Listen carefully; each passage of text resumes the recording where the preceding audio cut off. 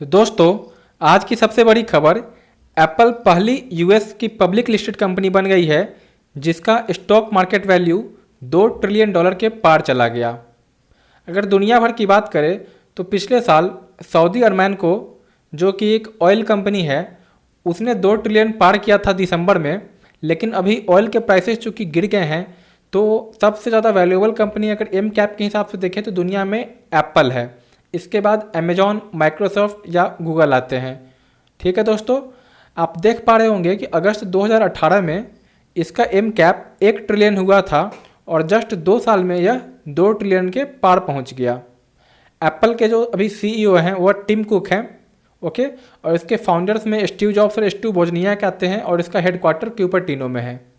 एक मज़ेदार बात, अगर एप्पल एक नेशन होता तो आपको क्या लगता है यह कितने स्थान पे होता? यह 8th पोजीशन पे होता जीडीपी के टर्म में। ओके, तो इसके पहले सातों कौन होंगे आप एक बार रिवाइज कर लो अपने माइंड में। चलिए बता देता हूँ। वो होता यूएस, एक तो यूएस हो गया, फिर चाइना, जापान, जर्मनी, यूके और इंडिया, और सातवें पे फिर फ्रांस आ जाता। ओके, इसके बाद एप्पल आ जाता। इटली का जीडीपी भी 2.1 के ऊपर था, बट कॉन्ट्रैक्ट कर गया है कोरोना वायरस के कारण। ओके दोस्तों, अगर इसी तरह चलता रहा तो 2022 तक अगर प्रोजेक्ट कर सकते हैं कि ये 4 ट्रिलियन कहीं हो गया, 4 ट्रिलियन, तो ये 5वें स्थान पे आ जाएगा। क्योंकि जर्मनी का जो जीडीपी है वह 4 के आसपास है, 4 ट्रिलियन के आसपास। उसके बाद कोई भी ऐसा नहीं है जिसका 3 के भी ऊपर हो। ठीक, जर्मनी के बाद यूके में काफ़ी गैप है। दोस्तों बढ़ते हैं आगे। Who has been appointed as ED of SEBI? तो सेबी के एग्जीक्यूटिव डायरेक्टर के रूप में नियुक्त हुए हैं जीपी गर्ग। वहीं अगर रोहित शर्मा की बात करें तो यह ब्रांड एम्बेसडर बने हैं ओकले का। ओके, सत्यपाल मलिक यह मेघालय के गवर्नर बने हैं, और भगत सिंह कोश्यारी गोवा के। इनको एडिशनल चार्ज दिया गया है, यह अभी महाराष्ट्र के भी गवर्नर हैं। बढ़ते आगे।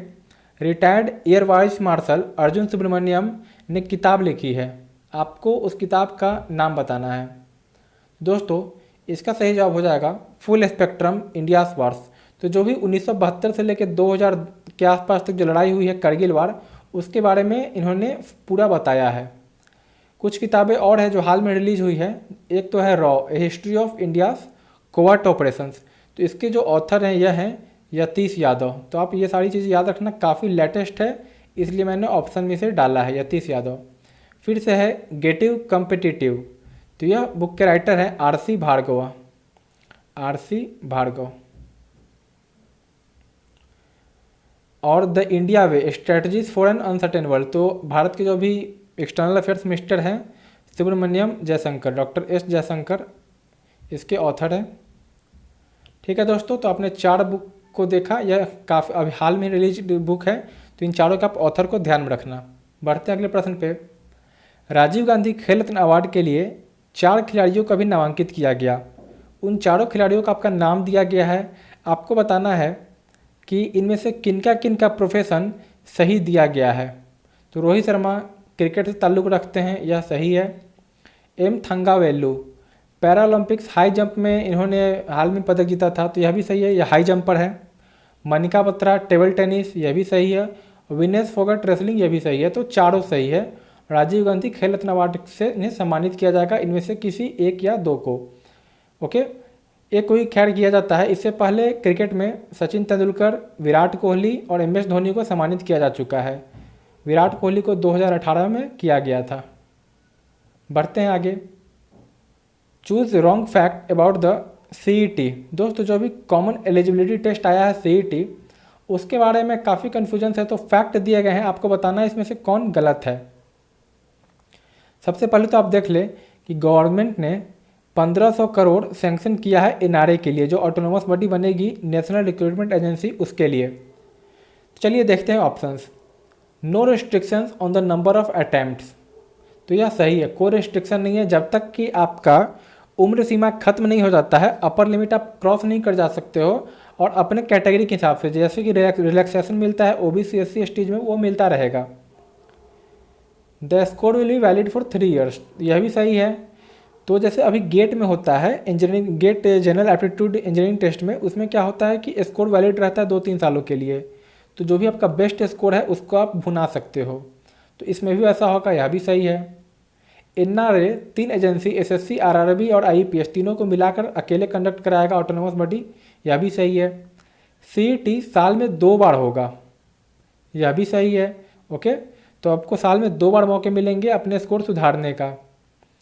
सीईटी 12 भारतीय भाषाओं में होगा, मल्टीपल लैंग्वेजेस में, तो यह भी सही है। और एनआरए सीईटी कंडक्ट कराएगा, यह भी सही है। दोस्तों इसका आंसर हो जाएगा ऑल आर करेक्ट। तो ये सारे सही है। आशा है आपको सीईटी रिलेटेड सारा कन्फ्यूजन खत्म हो गया होगा। फिर भी कोई दिक्कत है तो आप कमेंट बॉक्स में पूछ सकते हो। मूविंग ऑन दोस्तों, वर्ल्ड फोटोग्राफी डे और वर्ल्ड ह्यूमैनिटेरियन डे एक ही दिन मनाया जाता है और वह है 19 अगस्त को। तो आप एक तरफ देख सकते हैं वर्ल्ड ह्यूमैनिटेरियन डे और दूसरी तरफ फ़ोटो खींचा गया है इसमें, तो वर्ल्ड फोटोग्राफी डे। अब कुछ बैंकिंग सेक्टर की news. Which payment bank has launched Jan Bachat Khata and Aadhaar authentication based digital saving account. तो यह जन बचत खाता इसको किया है फिनो पेमेंट बैंक ने। ठीक है दोस्तों, आईसीआईसीआई हाल में ही जो पीपुल्स बैंक ऑफ चाइना है, तो चाइनीज़ बैंक ने इसमें अपना स्टेक खरीदा। तो आईसीआईसीआई का कुछ स्टेक चाइना के बैंक ने ले लिया। इससे पहले एचडीएफसी में इन्होंने स्टेक लिया था। ओके, फेडरल बैंक ने बजाज फिनसर्व के साथ क्रेडिट कार्ड के लिए समझौता किया है। अब उनके साथ पार्टनरशिप में आ गए हैं बजाज फिनसर्व। और एसबीआई ने पहले इसने एसएमएस चार्ज पे जो भी पैसे लगते थे उसको वेव ऑफ कर दिया है। ठीक है दोस्तों, बढ़ते हैं आगे। एप्पल के बारे में हमने देखा, तो देखते हैं उनके रेवेन्यू कहाँ कहाँ से कितने आते हैं। तो उनके पूरे 2 ट्रिलियन में जो ही उनका एमकैप है, उनका रेवेन्यू में 45% हिस्सा लगभग जो है वो आईफोन से आता है। ओके, आईफोन से 44.3, 22% सर्विसेज से आता है, 22% सर्विसेज से, और आईपैड से 11%। वहीं इनके जो एक्सेसरीज होते हैं, वियरेबल्स, होम और भी तरह तरह के एक्सेसरीज, उससे भी 11% के आसपास। और उनका जो मैक, उनका जो लैपटॉप जैसे विंडोज़ होता है वैसे उनका मैक जो बिकता है उससे 12%। तो ये तो लगभग बराबर ही है, 12%, 11%, 11%। ये डबल है सर्विसेज, और सब इसका डबल हो गया आईफोन। तो अब देख पा रहे होंगे कि ये लगभग बराबर बराबर ही है। इनका डबल ये हो जाता है और इसका डबल ये हो जाता है। ठीक है दोस्तों, तो आज की वीडियो में इतना ही। कृपया इस वीडियो को शेयर करें अपने दोस्तों के साथ। जल्द ही मिलेंगे आपके साथ अगले वीडियो में। तब तक के लिए बाय बाय।